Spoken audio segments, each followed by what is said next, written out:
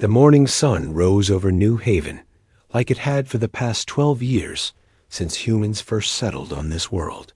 Jake Morrison stood on his porch, drinking coffee and watching his daughter Amy play in the yard.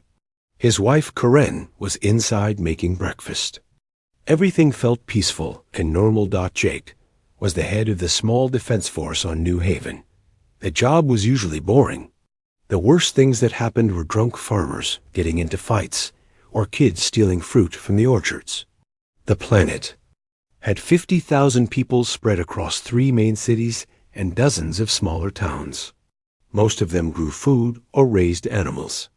It was a quiet life, far from the busy worlds near Earth. Amy ran up to him with a flower in her hand. She was 8 years old with bright blue eyes and blonde hair like her mother. "Daddy, look what I found," she said, holding up the purple flower. "That's beautiful, sweetheart," Jake said, picking her up and hugging her. "Why don't you go show?" "Mommy?" Amy ran inside, and Jake heard her excited voice telling Karen about the flower. He smiled and took another sip of his coffee. Life was good here. The colony had been at peace with all the alien races they had met. Humans were known throughout the galaxy as friendly traders and skilled diplomats. They got along with everyone. The communication device on his belt beeped. Jake frowned. It was early for official calls. He pressed the button. "Morrison here." "Captain, we have ships coming in," said the voice of Lisa Grant, who ran the small space traffic control center. "Big ones. They're not responding to our calls." Jake felt his stomach tighten. "How many ships?" 12. "They're huge, Jake. Military designs. Not like anything in our database." Jake ran inside and kissed Karen and Amy goodbye. "I have to go." "To work," he told them. "There might be some visitors coming to the planet. Are they friendly?" Karen asked, seeing the worry in his eyes. "I hope so," Jake said. He didn't want to scare them, but something felt wrong. Jake drove to the defense center in the middle of New Haven City. It was a small building with basic weapons and communication equipment. New Haven had never needed much defense. The galaxy was mostly peaceful, and humans had a reputation for being reasonable people who avoided fights. When Jake arrived, his small team was already there. Lisa Grant was at the communication station, trying to contact the alien ships. Ben Torres was checking their few weapon systems. Kate Phillips was looking at the radar screen with a worried expression. "What do we know?" Jake asked. "The ships are big," Kate said. "Each one is 3 times the size of our largest transport. They're moving into orbit around the planet."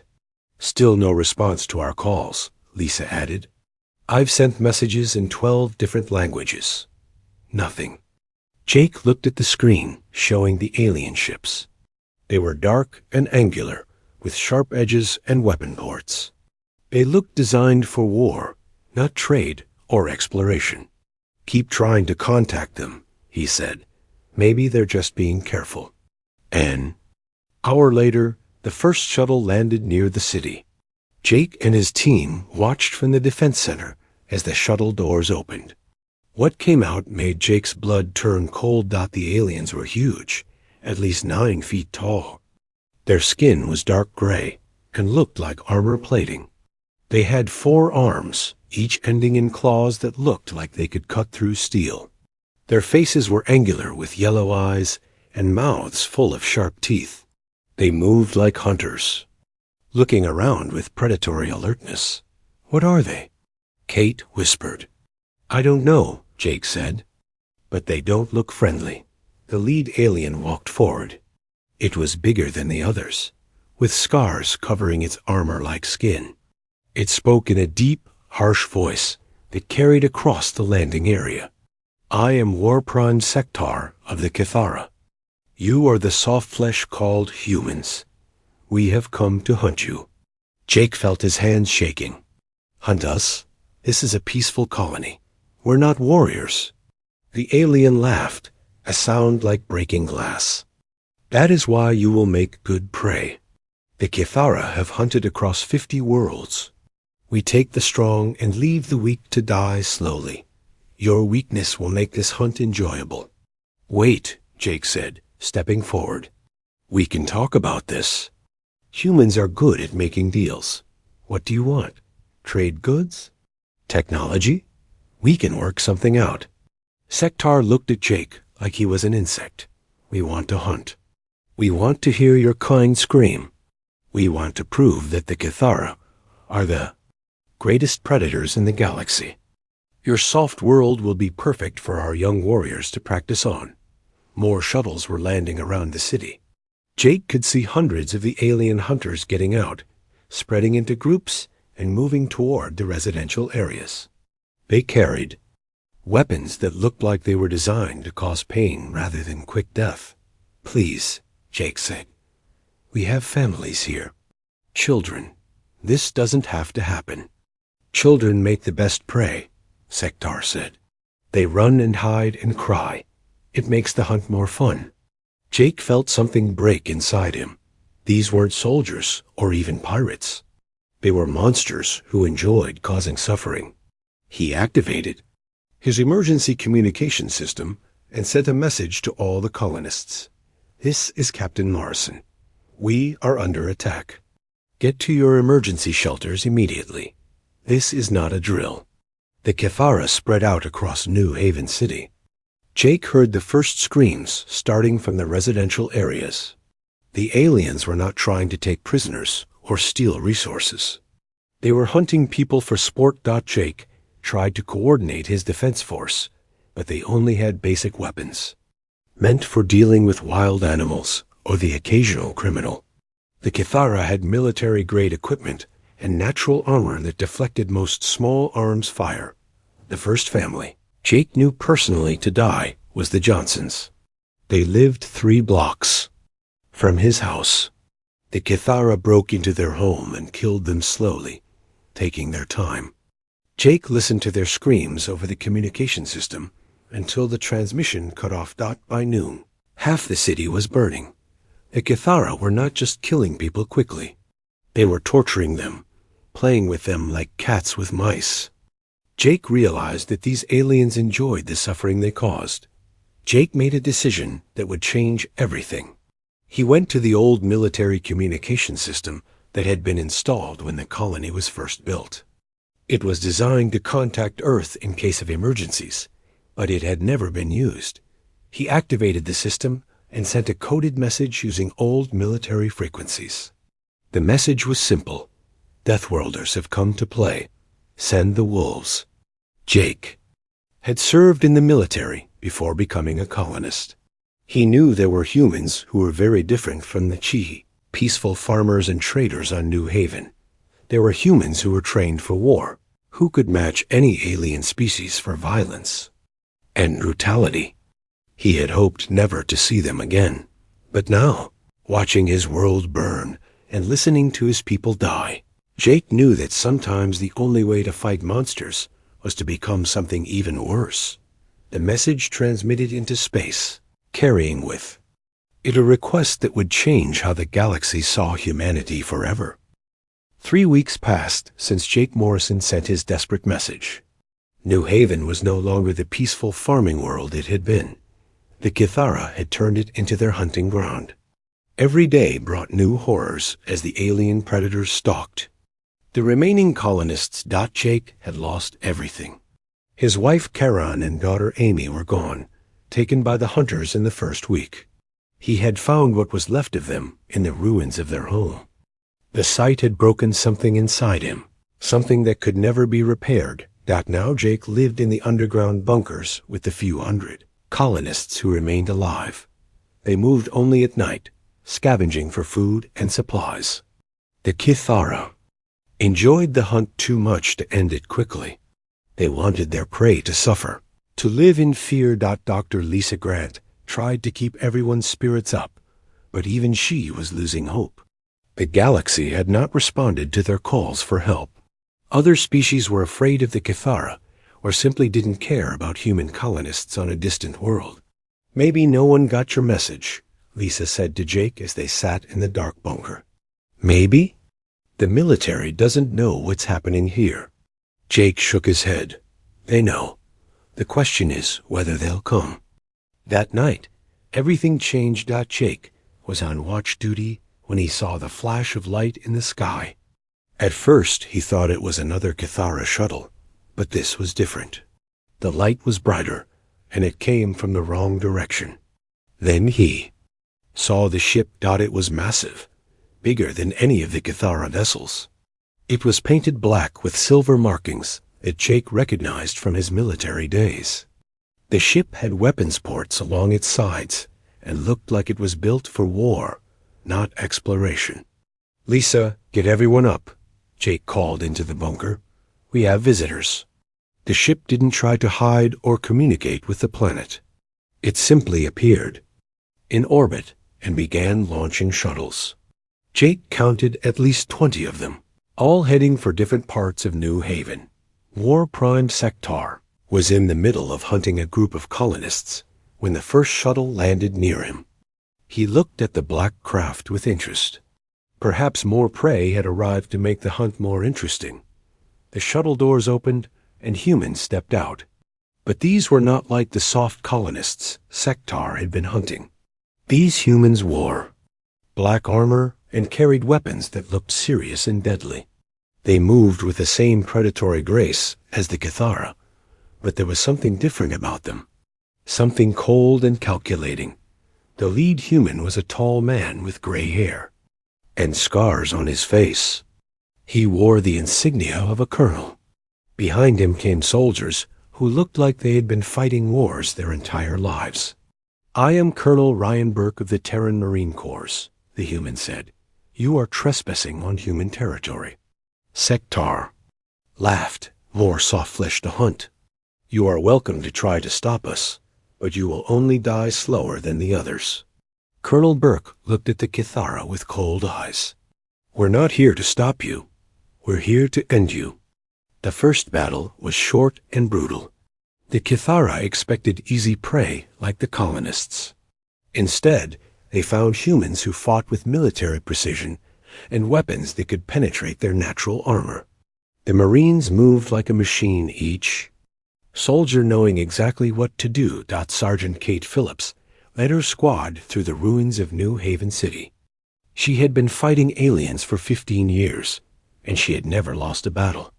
Her team included Corporal Ben Torres, who specialized in explosives, and Private Alex Johnson, who could hit targets from impossible distances. Remember, Kate told her squad, these things hunt humans for sport. They torture our people for fun. Show them the same mercy they showed our colonists. The Marines spread out across the planet, hunting the hunters. Unlike the panicked colonists, these humans knew how to fight. They used night vision, motion sensors, and coordinated attacks. They set traps and ambushes that turned the Kithara's own tactics against them. The first group of Kithara that encountered Alpha Squad was completely destroyed. The aliens tried to charge the humans like they had charged the colonists, but the Marines were ready. They used automatic weapons and explosive charges to cut down the attackers before they could get close. Ben Torres planted charges around a building where a group of Kithara was hiding. When the explosives went off, the building collapsed, crushing the aliens inside. That's for the families they killed, he said. Alex Johnson took position on a rooftop and began picking off Kithara with his sniper rifle. Each shot was perfectly placed, hitting gaps in their armor or weak points in their bodies. The aliens tried to find him, but Alex was already moving to his next position. The Kithara had never faced anything like this. They were used to hunting prey that ran and hid. These humans attacked instead of running. They fought with weapons and tactics that matched or exceeded the aliens' own abilities. War Prime. Sektar received reports of his warriors disappearing. Entire hunting parties went silent. Bodies were found with wounds that their armor should have protected against. For the first time in his life, Sektar felt something he had never experienced before: fear. Colonel Burke established a command post in the ruins of New Haven's government building. He studied reports from his squads and planned the next phase of the operation. Unlike the chaotic hunting of the Cathara, Burke's campaign was methodical and precise. "How many of them are left?" asked Major Sam Rodriguez, Burke's second in command. "Approximately 300, Burke replied. "They're starting to group together for protection. That will make them easier to eliminate." Jake Morrison found his way to the Marine command post. He looked different now, older and harder. The loss of his family had changed him. "Colonel, I know this planet better than anyone. I can help you find them." Burke studied Jake with cold eyes. "You're a civilian.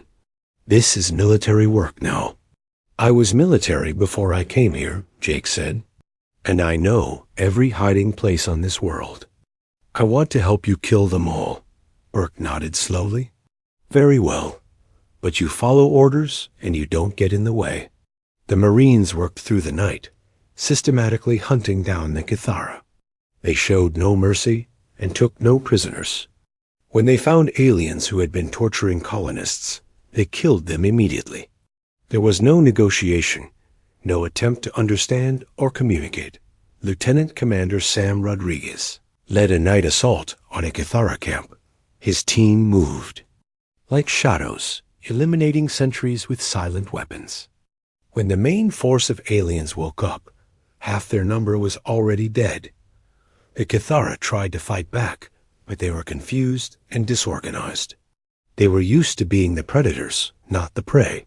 The humans attacked from multiple directions, using weapons and tactics that the aliens had never seen before. By dawn, the camp was silent.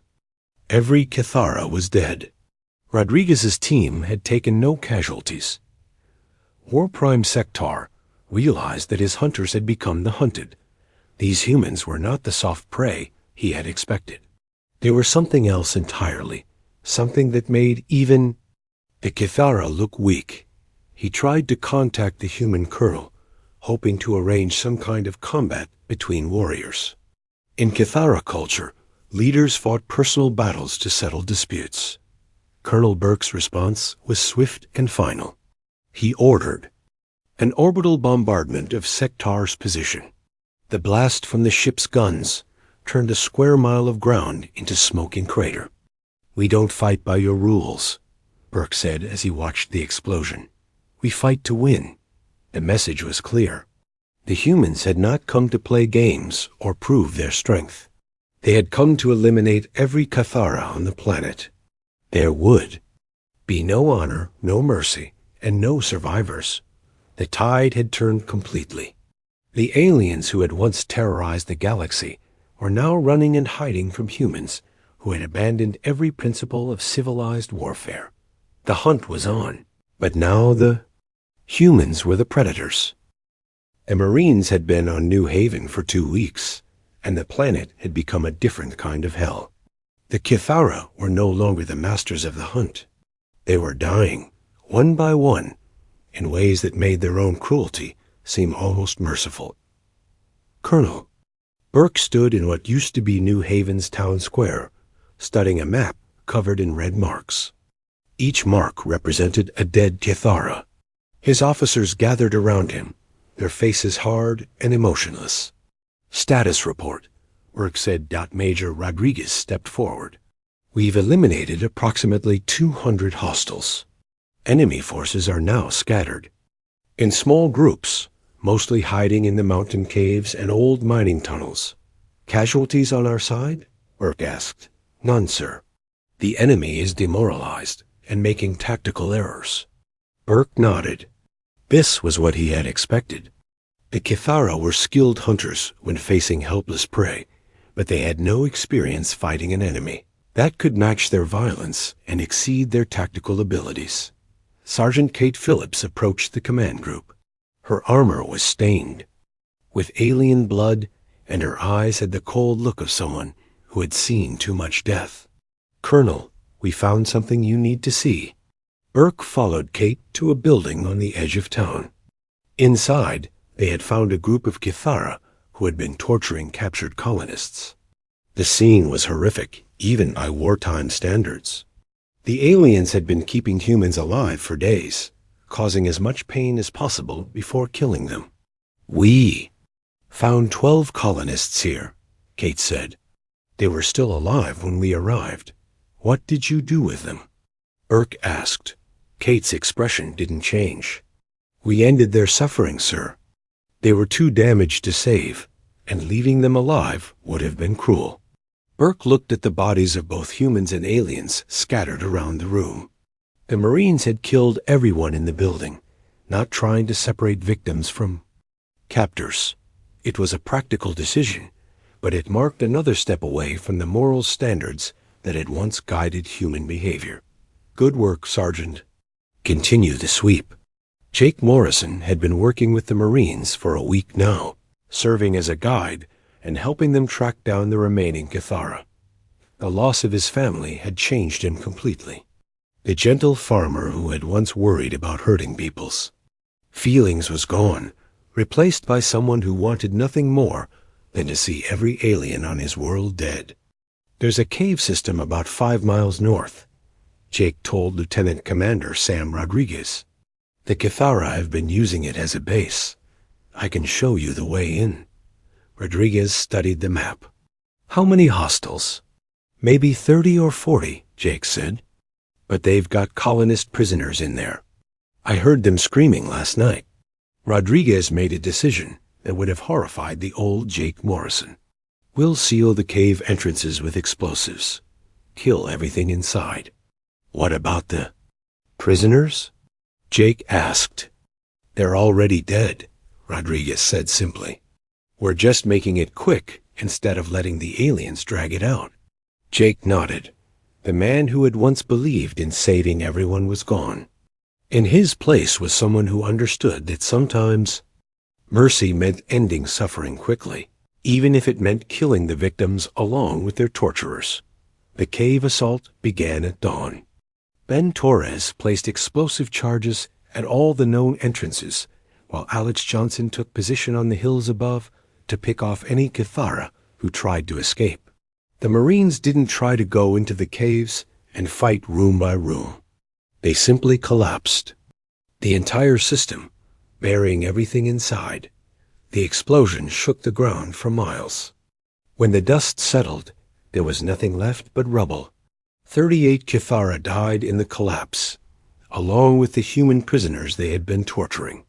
"Another problem solved," Rodriguez said as they watched the smoke rise from the ruins. "War prime." Sektar was down to his last 50 warriors. The mighty Cathara war party that had come to New Haven for easy hunting was now hiding in the deepest parts of the wilderness, afraid to move during the day and terrified of the sounds they heard.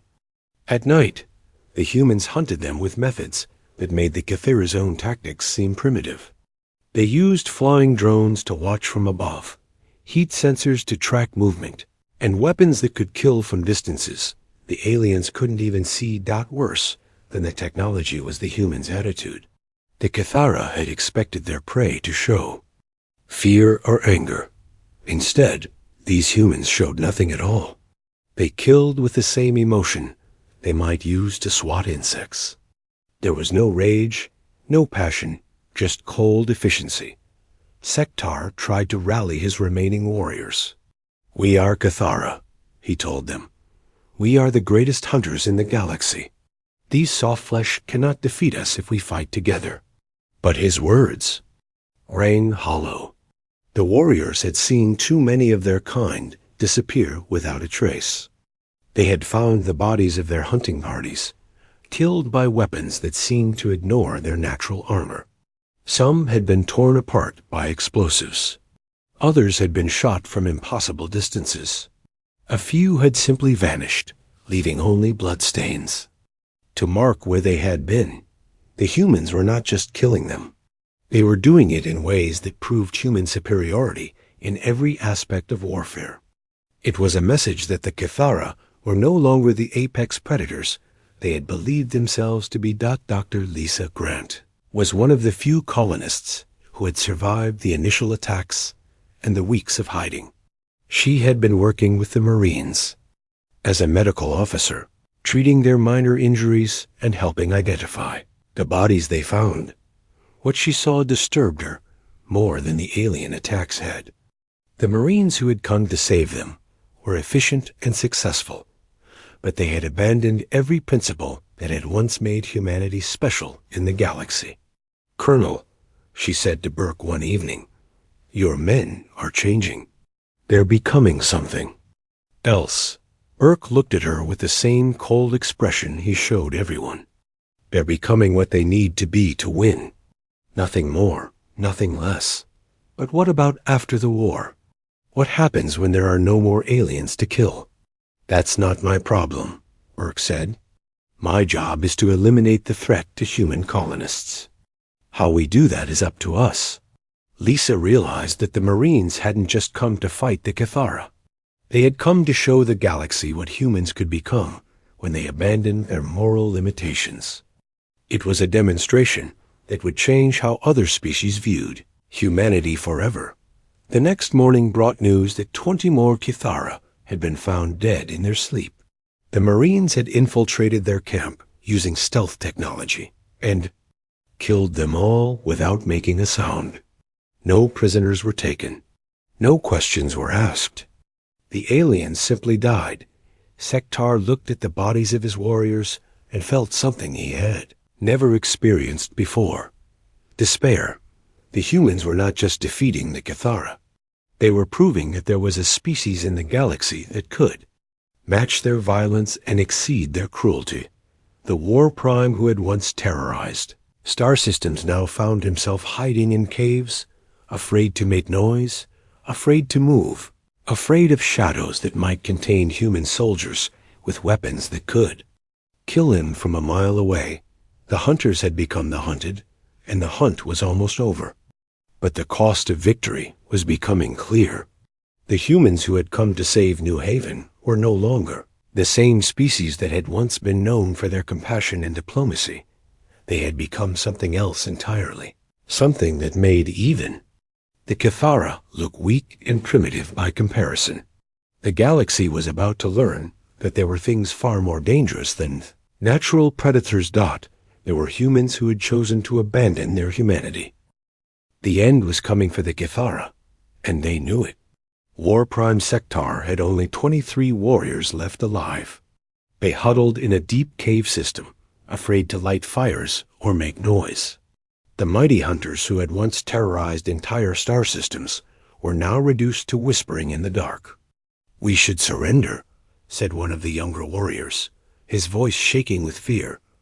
"Maybe the humans will show mercy." Sektar looked at the warrior with disgust. "Cathara do not surrender. We are the apex predators of the galaxy." "Were," said another warrior. "We were the apex predators. These humans are something else. They hunt us like we hunted the colonists, but they do it better." Sektar wanted to argue, but he had seen the evidence. His warriors were dying every day, picked off by humans who moved like ghosts and killed without sound. The Marines had turned the entire planet into a trap, and the Cathara were the ones caught in it. Above ground, Colonel Burke was planning the final phase of the operation. His Marines had tracked the remaining Cathara to their hiding places in the mountain caves. The aliens were trapped with nowhere to run. "We could just seal the caves and let them starve," suggested Major Rodriguez. "Save ammunition and avoid casualties." Burke shook his head. "That takes too long. We finished this today." Captain Nina Walsh had been running psychological operations against the Cathara for the past week. She had been broadcasting recordings of Cathara death screams on frequencies the aliens used for communication. The sounds played day and night, reminding the survivors that their kind was being systematically eliminated. "The broadcasts are working," Walsh reported. "Our sensors show the remaining hostiles are barely moving. They're afraid to leave their hiding spots." "Good," Burke said. "Fear makes them easier to kill." Jake Morrison had become something unrecognizable from the peaceful farmer he had once been. He spent his days studying maps and tracking the remaining Cathara, planning their deaths with the same attention to detail he had once used for planting crops. "There's a back entrance to the main cave system," Jake told Sergeant Kate Phillips. "If we go in that way, we can trap them between two forces." Kate looked at the map. "How do you know about this entrance?" "I used to take Amy exploring in these caves," Jake said. His daughter's name came out flat and emotionless, like he was reading from a list. She loved looking for cave paintings. Kate nodded. She had seen what grief and hatred could do to people. Jake Morrison was no longer a civilian trying to protect his family. He was a weapon pointed at the aliens who had destroyed his world. The final assault began at midnight. The Marines moved through the caves with night vision equipment and silenced weapons. They had practiced this kind of operation many times, clearing enemy positions room by room with ruthless efficiency. The first group of Cathara died in their sleep. Alex Johnson and 2 other snipers took position at cave entrances and began picking off aliens as they tried to escape. The shots were perfectly placed, killing each target instantly. Ben Torres had planted explosive charges throughout the cave system. As the Cathara tried to retreat deeper into the caves, he detonated the charges, collapsing tunnels and trapping groups of aliens in dead ends. The sounds of battle echoed through the caves. But it wasn't really a battle. It was an execution. The Cathara had no chance to fight back effectively. They were confused, disorganized, and trapped in an environment that the humans had turned into a killing ground. Sektar found himself alone, in the deepest part of the cave system. All his warriors were dead. He could hear the humans moving through the tunnels, getting closer. For the first time in his life, the War Prime felt true terror. He tried to contact the Galactic Council, hoping someone would intervene. "This is War Prime Sektar of the Cathara," he broadcast on emergency frequencies. "We are being slaughtered by humans on New Haven. They show no mercy. They kill wounded warriors and take no prisoners." The response came back cold and final. "The Galactic Council has no authority over human internal affairs. Your presence on New Haven was unauthorized. You are responsible for the consequences of your actions." Sektar realized that the galaxy had abandoned them. Other species had grown tired of the Kithra's hunting expeditions, and they saw the current situation as justice. More importantly, they were beginning to understand that humanity might be more dangerous than any traditional predator species. The footsteps in the tunnel grew closer. Sektar gripped his weapon and prepared for his final fight. He had spent his life hunting weaker creatures, but now he faced something that had proven to be stronger, smarter, and more ruthless than any Cathara.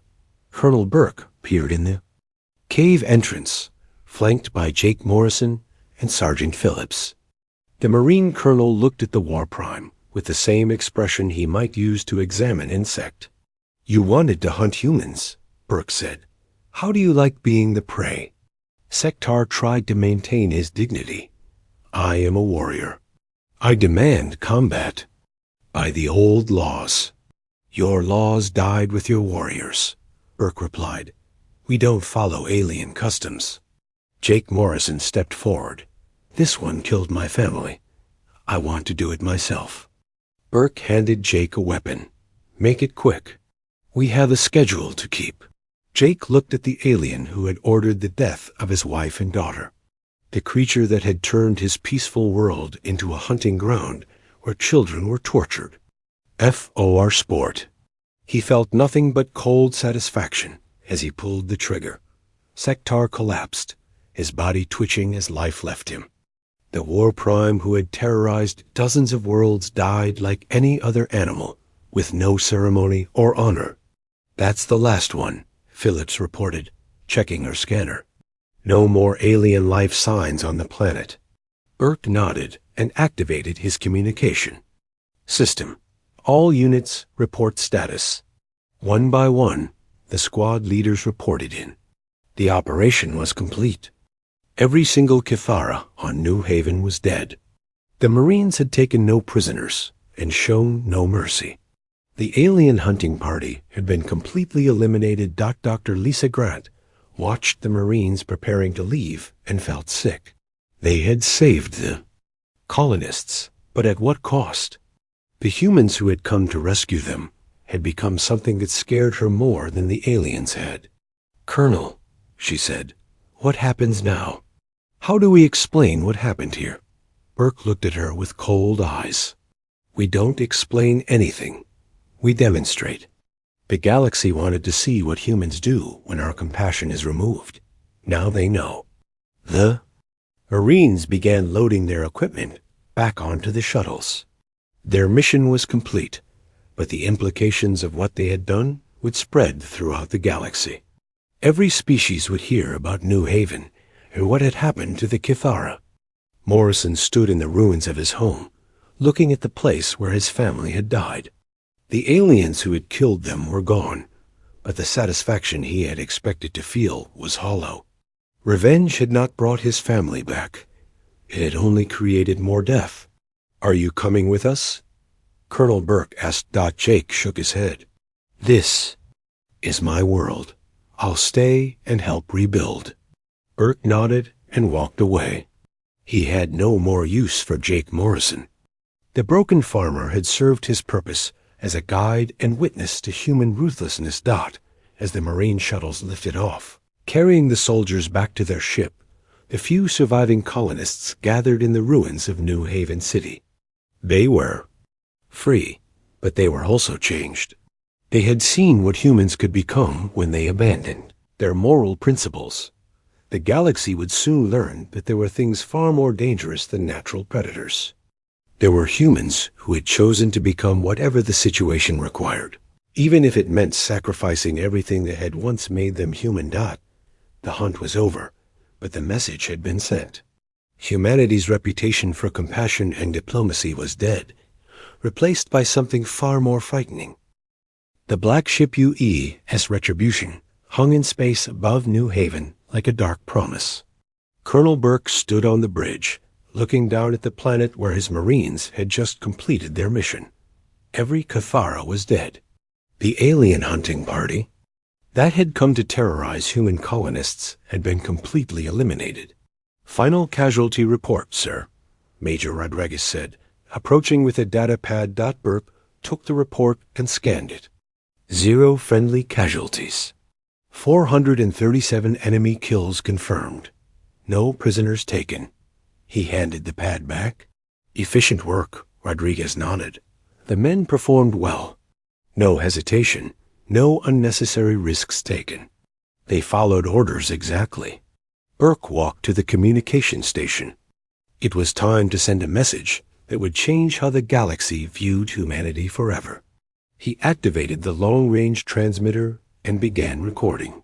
"This is Colonel Ryan Burke of the Terran Marine Corps, broadcasting to the Galactic Council and all member species. The Kithara problem on New Haven has been resolved. All hostile forces have been eliminated. I repeat, all Kithara forces have been eliminated." Burke paused, letting the words sink in. Then he continued with the part that would make species across the galaxy reconsider everything they thought they knew about humans. "Let this serve as a demonstration of humanity's commitment to protecting our citizens. We strongly recommend that other species remember this lesson. We prefer peace and cooperation, but we are prepared to become whatever the situation requires. Burke out." The message transmitted across the galaxy, reaching every major world and space station.